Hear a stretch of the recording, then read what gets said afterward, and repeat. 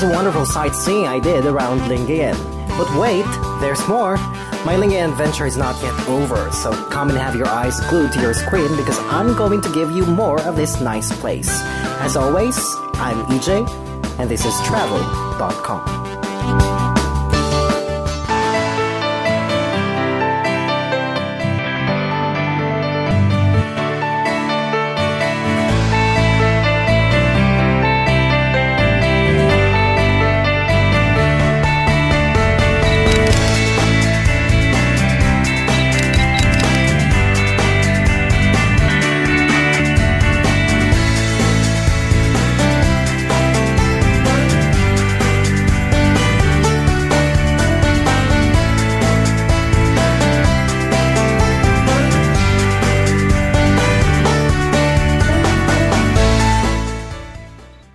Good morning, Lingayen.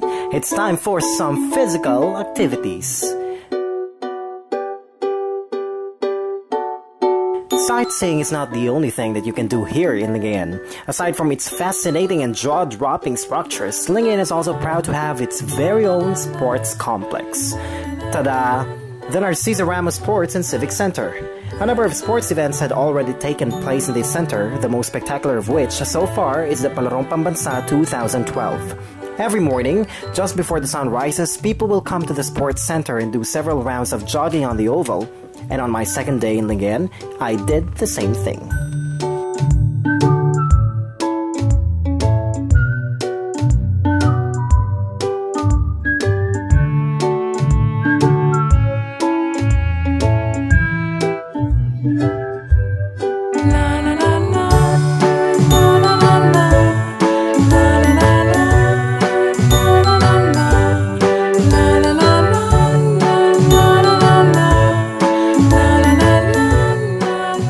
Since this is a sports complex, other sports facilities are present to suit your preference. There are basketball courts for those who dream to be a LeBron James. As for me, it's been a lifelong dream to play tennis, so I seized the opportunity to play it on the sports center's tennis court and acted like a pro.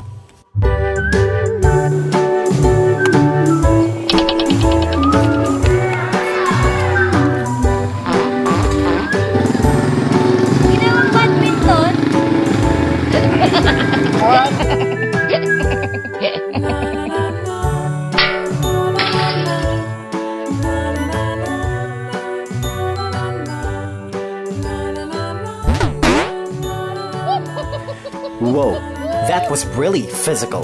Tennis, I realized, is not as easy as it looks. I thought as long as you were fast, you could have those strokes and moves of a professional player. But no, that isn't simple, so I absolutely need more training. Time to freshen up and prepare for more sightseeing. This time, let me take you to two famous houses here in Lingayen. First is the Rammus House on Primisia Street. This is where former President Fidel Ramos lived with his parents and two sisters. The original structure, however, which the family rented, was already gone. This then is just a replica.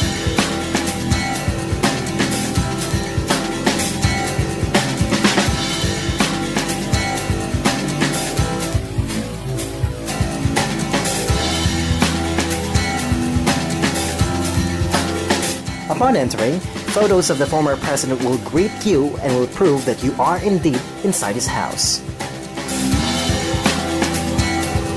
Walls are full of framed photos of the Ramos family when Fidel and his sisters were little, when they were growing up, and when he was president of the country. Certificates and awards are also posted, leaving no blank space. The house is like a family museum full of memorabilia and mementos, leaving a mark on the tourist's mind and bringing him closer to the life of the former chief executive.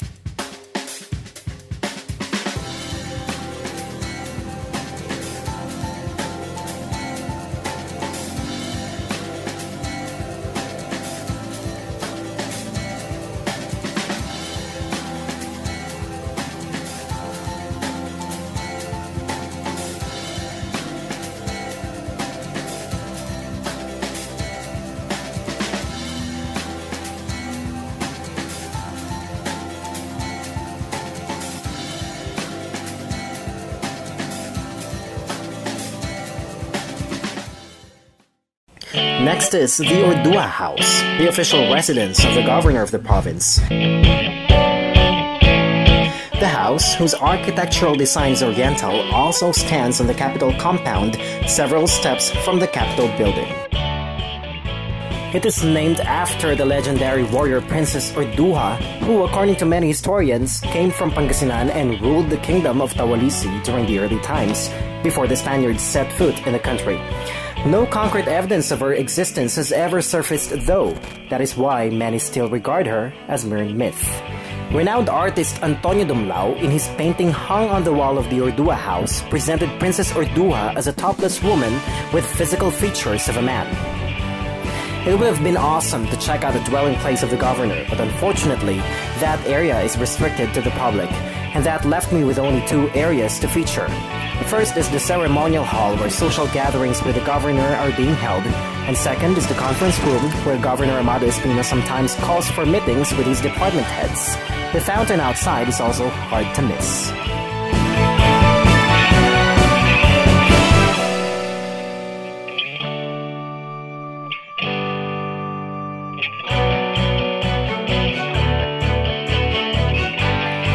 Depicting one of the first sources of livelihood of Pangasinenses, the Asna Park is another attraction just outside the Season Auditorium.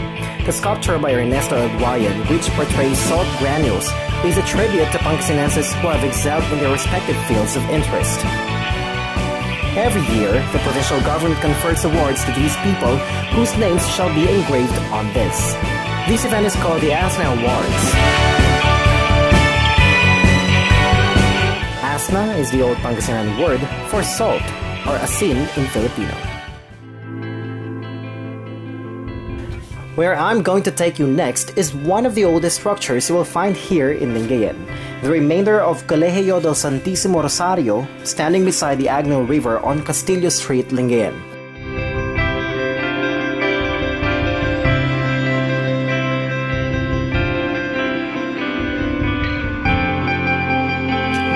It was constructed in 1890 by the Dominicans and served as an exclusive school for girls. It had a dormitory, a clausura, and a chapel.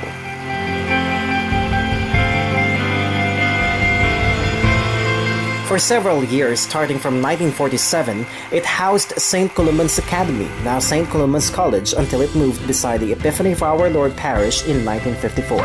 It remained as it is now since then.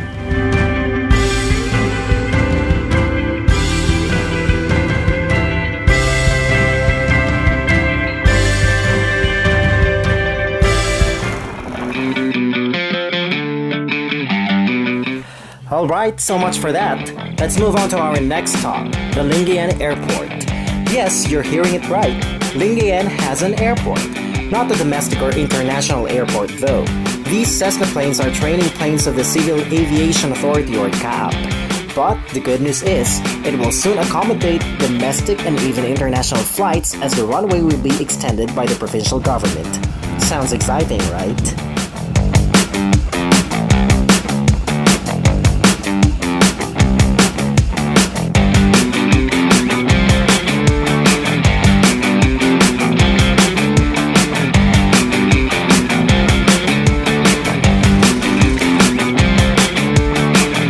Time here in Lingayen is ticking off, so let me now take you to my final stop.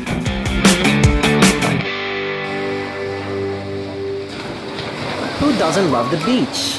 Rainy season is here, but going to the beach is still a part of my list. Everyone, welcome to Lingayen Gulf.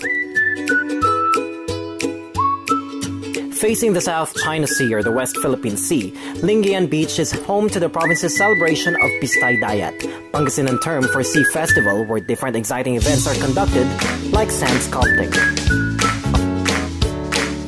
Every morning, you will see fishermen collecting their day's catch and putting them into pails and basins.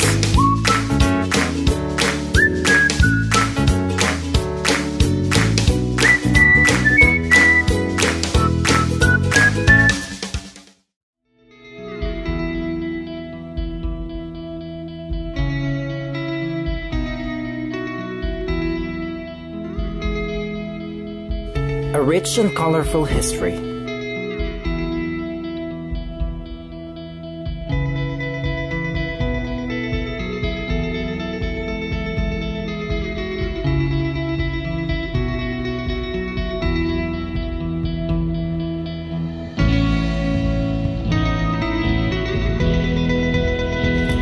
world-class structures and edifices catching tourists in awe. Mouth-watering products that will surely fulfill your stomach's desire. This and a bunch of memories from Lingayen.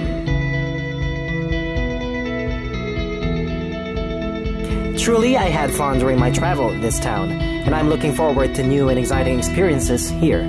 Everyone, this is Lingayen, the heart of Pangasinan. I'm EJ. Until next time here in your official web travel guide, TraveldotCom, where adventure never stops.